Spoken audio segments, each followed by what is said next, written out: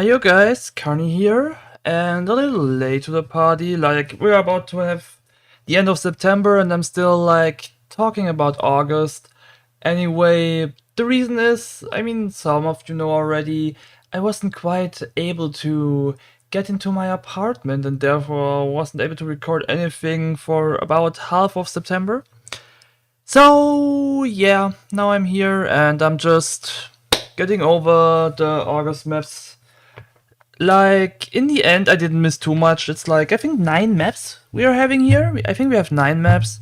And I played them afterwards because, I don't want to record stuff without playing. So, yeah, I played them thoroughly, I would say. And we start right away with something difficult for me personally. Like, I waited quite a while for him to finally make his solo debut, but I didn't know that it would turn out like this.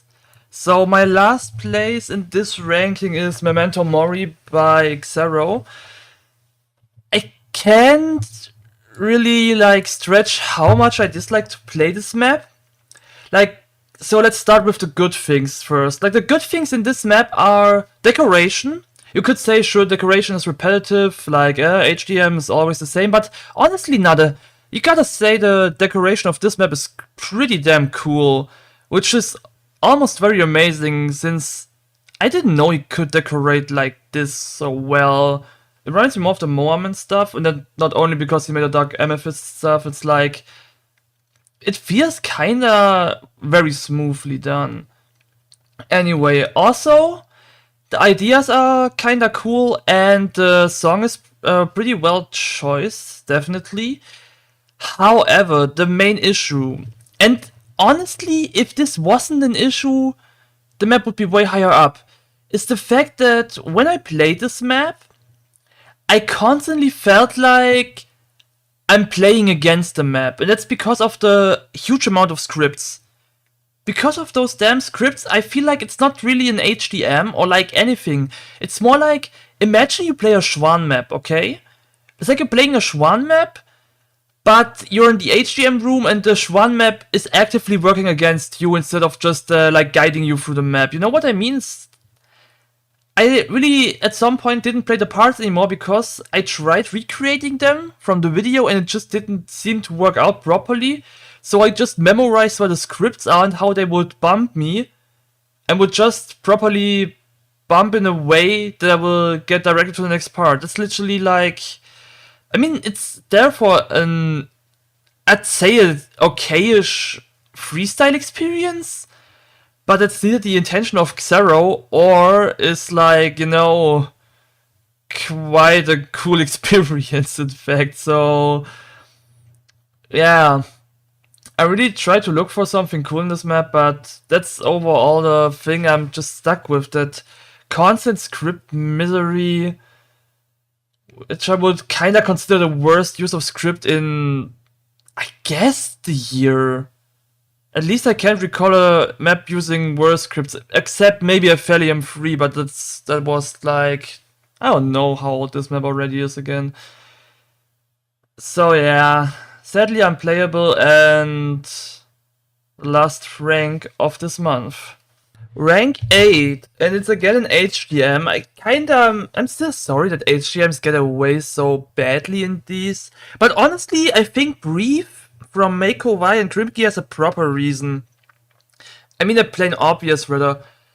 Because, honestly, if I have the full picture, it's the first track of Mako, and for a first track, this one is very ambitious and pretty cool.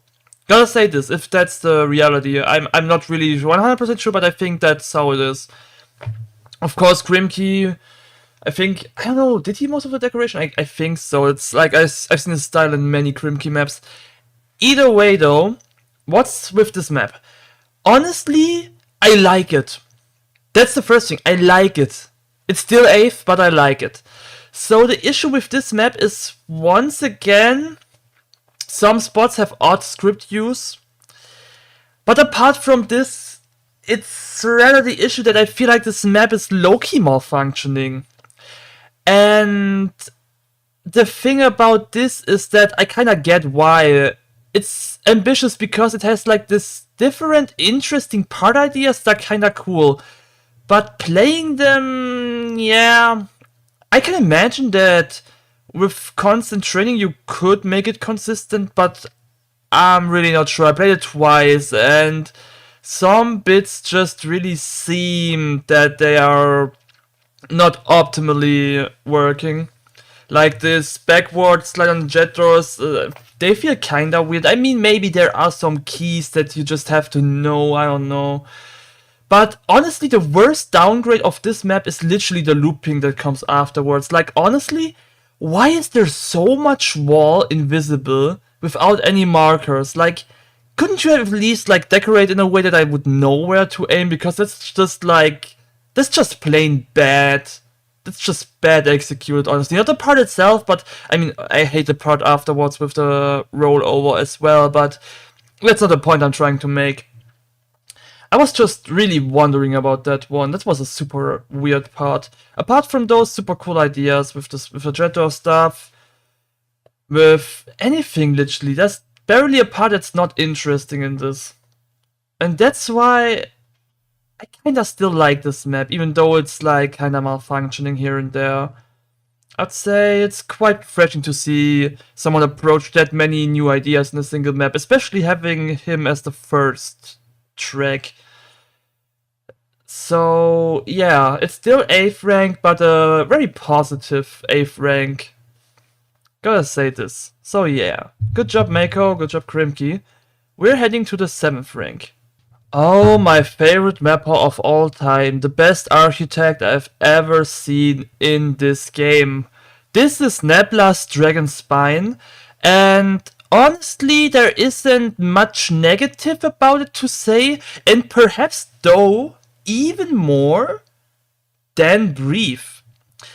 And that's a little odd, but let me explain it. So the thing is that Brief's mistakes make it kinda hard to enjoy, or at least very hard to enjoy. Nebla's map, however, doesn't have really much of enjoyment issues. It's more like this map is not really exceeding what it could be.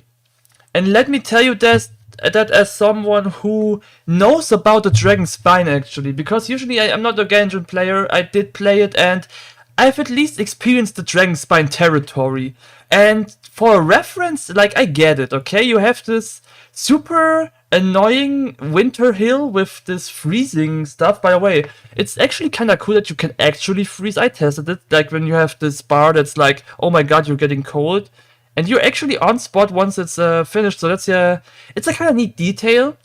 However, the issue I have with this is that at first, I mean, I hate this thing in general, you know, like, I don't like a Dragon Spine in-game, in Genshin Impact, but that's not the point, I just wanted to point it out because fuck this territory, literally. The main issue with this is I feel like he didn't really revolve around it. Like, you have this one bit with the Sanchez where you, like, can struggle with the timing, but that's about it. Every other aspect of this is like rather, okay, it's there, like it's a neat Easter egg, but why not exploit on this mechanic? So that's the first thing.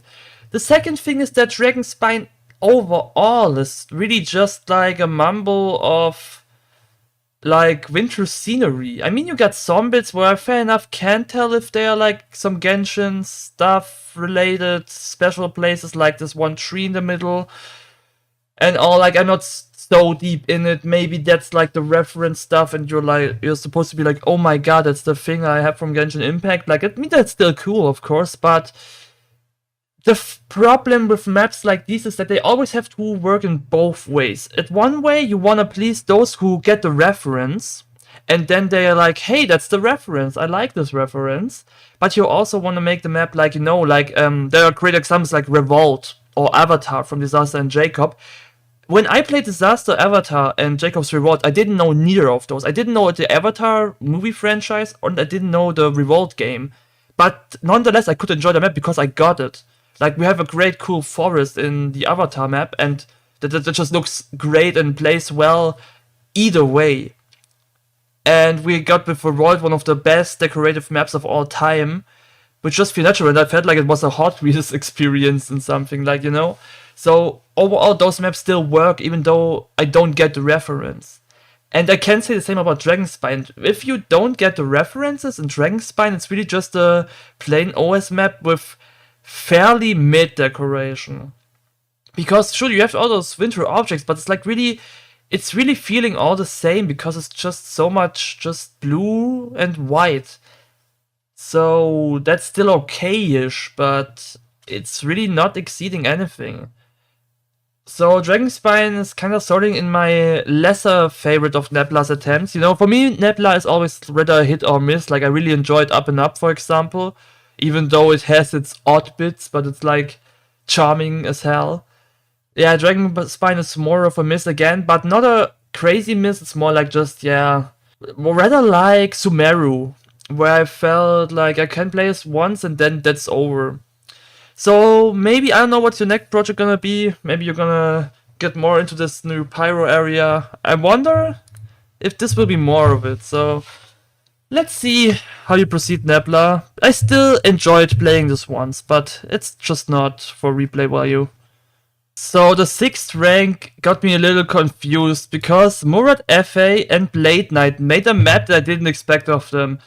I was not expecting like a bus-like spawn. It seemed like it would enter a HDM map, and then we have the title Speed Search combined with like a really not speedy map, and also not something I expect from both of them still. So yeah.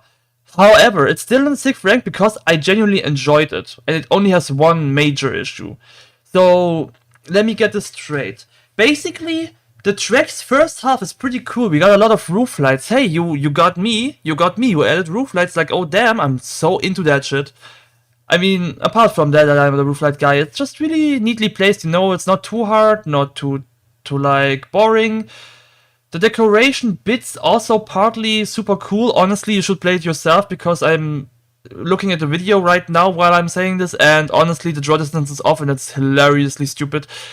Anyway, the main issue also though is that the quality of this map, apart from it being already rather small with like 230, which is fine for me, honestly, it's just like in comparison odd. I would prefer if maps would be like less longer these days, simply because I feel like it's beneficial. I would prefer the Trickmania approach a little more. Anyway, I'm off topic. The thing is that the longer this map goes, like the first half pretty solid, and then I feel like the decoration quality is sinking rapidly. The details getting lower. I mean, they're partly lower in between already, but they're getting really low near the end. And that's basically the main issue, that the map just can't like keep this high quality from the early stuff up, which is a shame, honestly. And then of course the thing that I mean, why name it Speed Search? But I don't have to care so much, but why name it Speed Search? I'm not feeling like Speed Search. Like Smooth Up Search is more speedy than this. But yeah, it's just like a little cherry pick. It's mainly really the second half that just kinda got me lost, because yeah, we kinda evolved into a log return map too quick at the end, so yeah, that's that. Still, it's a pretty cool, enjoyable experience and has more replay value than the Nebula Dragonspine. So yeah, Speed Search is a well-deserved 6th rank. Oh, Diatron, one of my people to talk about, because I feel like Diatron is so crazy on the radar, and he's also on my list. 5th rank goes to him for the map Night Inside, which I kinda like the title of because it reminds me on my own title, Lights Inside. Maybe we should collab with Lights Inside, Night Inside. I don't know. Anyway, what's to say about Diatron? It's kinda still attached to what he did previously, which are very neat maps that are just like on the lower tier compared to his like higher ups. So we have here once again a night style map that's just like great, but outdated at the same time. Like it's more like the old styles like Cosa Nostra and stuff, and I feel like it's too little too late to like match with the big players. Which isn't too bad though, because it's still a valid map for that, and I enjoyed playing it definitely. It's also a little thrilling on the one-shade bits, so it's not insanely boring just to play the track. And yeah, decoration is fine, you know, it's just like, yeah, you can play it, it's fine. It's kind of like I remember his Volume 4, honestly. Just that this got me a little bit more thrilled with this one-shade bits. And yeah, there's really just not much more about to say. I wonder if Electron once will reach the exceeding limit of, like, I don't know, reaching someone like, I don't know who all those legends are, Noun and ScarJ. For now, he just remains in this more oldish style, and hey, that's fine. Fine for me. It was funny playing it. So yeah, that's a 5th rank. So I literally forgot the guy. I'm very sorry, Lewis. I didn't know you exist still, or like, I don't know. I never really had your maps in the focus, but here we are, and you released Valkyrie 2. So I didn't expect anything of this because, well, I have no attachment to Lewis' style whatsoever. I just know he exists in a few features that are pretty decent. But I gotta say that Valkyrie 2 is actually pretty damn good. Like, really pretty damn good. With just like 1 or 2 parts that really got on my nerves. But overall a very cool experience with a slight side of skill based. And a really cool song that I could vibe with. Decorations here are also pretty cool, honestly. It feels kind of dynamic. There's really nothing really hugely negative about to say, except that a track bit here and there could have been more neatly done. But that's more like a first playthrough issue, because in a second playthrough the map just works fine, so yeah. And it's still 4th, so guys, I actually missed a pretty good month, honestly. I think some placed this higher than me, because I think I recall it was the 2nd rank or something, I don't know, of the committee. I didn't really check into because I didn't vote myself. But all in all, either way, this map here is a certified great map. And I would recommend you playing it if you want some slight challenge.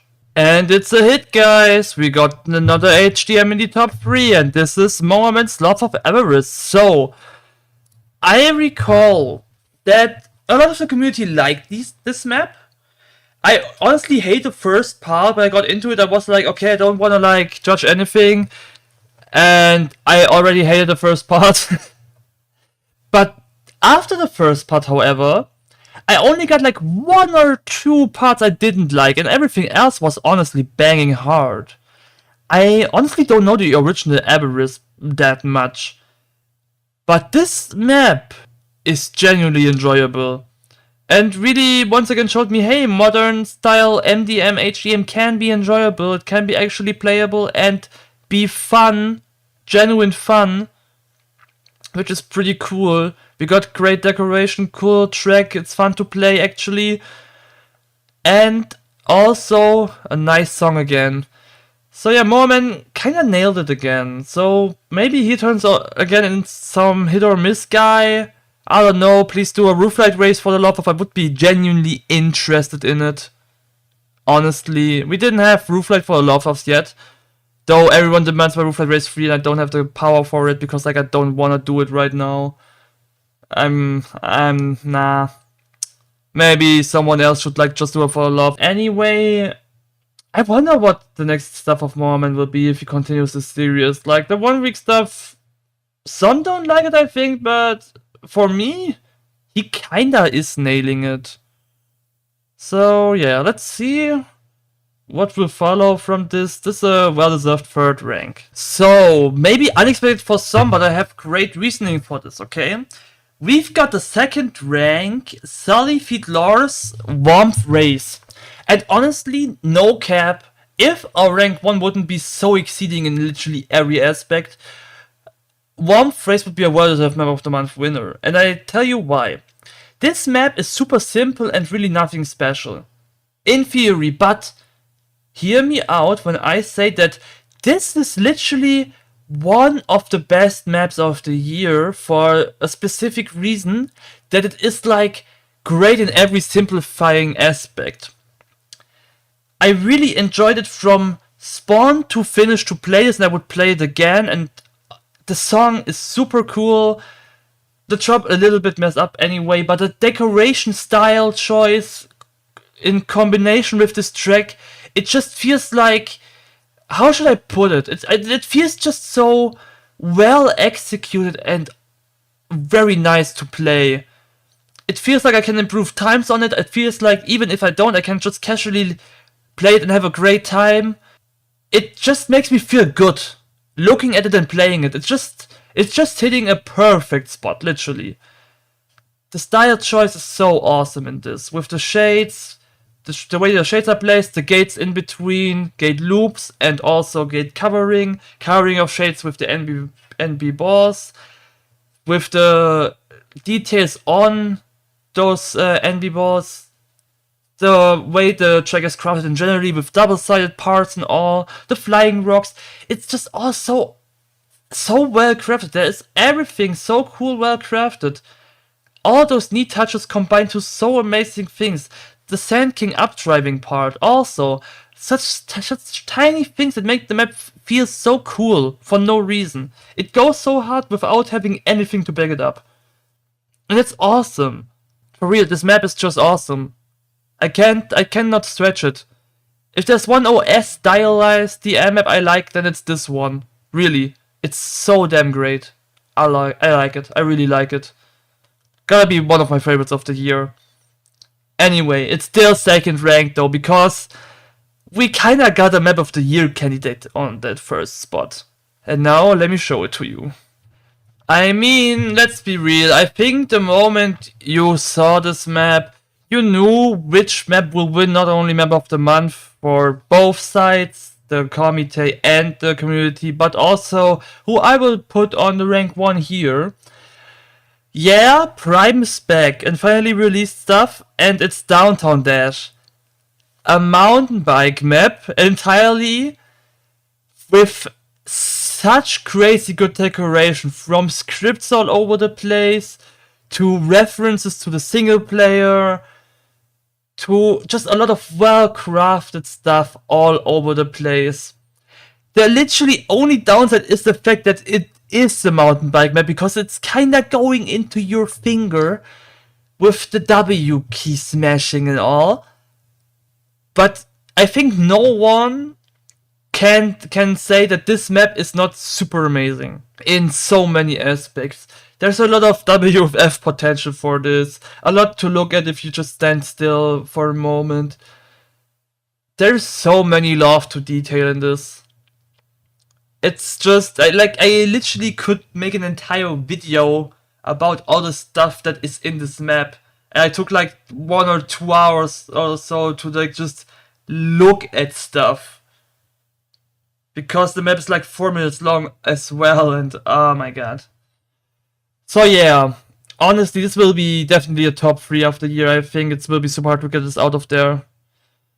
And oh man. You should all be focused on when Prime releases stuff, because like, that's crazy shit. That's literally crazy shit. And yeah, that's map of the month for August, which I could only do now so late. I've already seen stuff from September already. Not too much though. Maybe this will be in time then. I hope. Because in October early I might be quite occupied as well. Yeah. This channel is going downhill. Anyway, if you like this, you can leave a like and subscribe to me. I think I never said this before, because usually I don't give a damn about this channel personally, but it still kinda shows me you still want that stuff to happen, and I'm kinda losing my motivation on this game entirely, even though we get some good releases.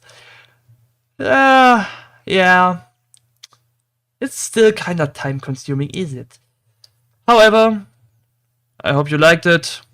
We will see us in Septemberus, and I mean, it's September. We see us in October when I talk about September. That's how it works currently.